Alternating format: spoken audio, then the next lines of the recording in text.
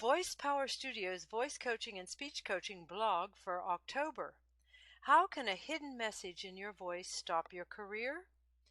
Jim, who was in his 30s, was told by his boss that his coworkers were afraid of him because he always sounded angry.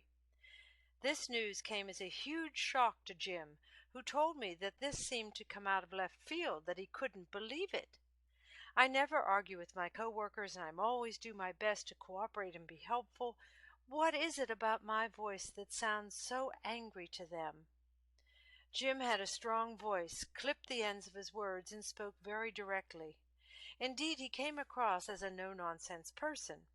However, his speaking pattern was a result of something much deeper. When I told him he sounded like someone who is always on guard, he said, "Wow, you're a professional and you hear that in my voice?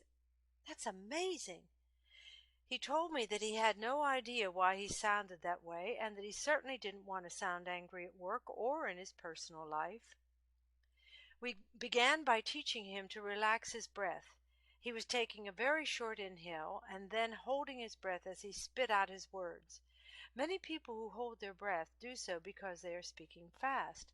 However, in Jim's case, I could hear that he held his breath because he was expecting to be attacked. He worked out and was physically strong and had no trouble breathing deeply. By doing a relaxation breathing exercise for 2 minutes every 2 hours, he became very aware of how much he held his breath and how much easier it was to speak from a relaxed place. Relaxation gave him the space to recognize and to understand that by practicing speaking exercises he had choice over how he wanted to sound.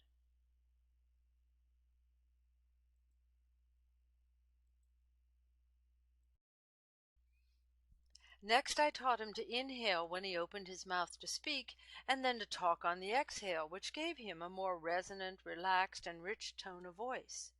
After a month of speaking with breath support, he sounded a lot less defensive and angry.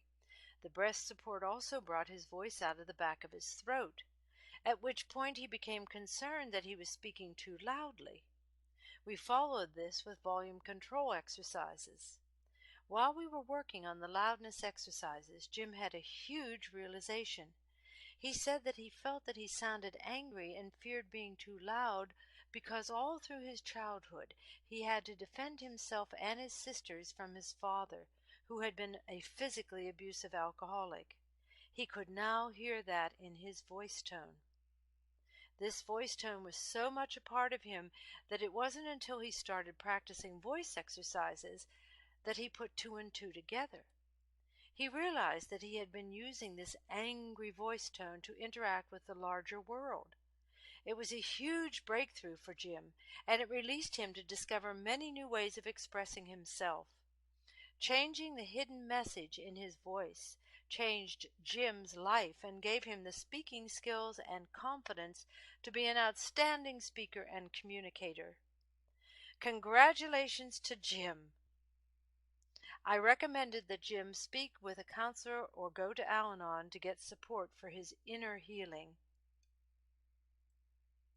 If you would like to discover how you can improve your voice, Sandra offers a 25-minute voice analysis consultation.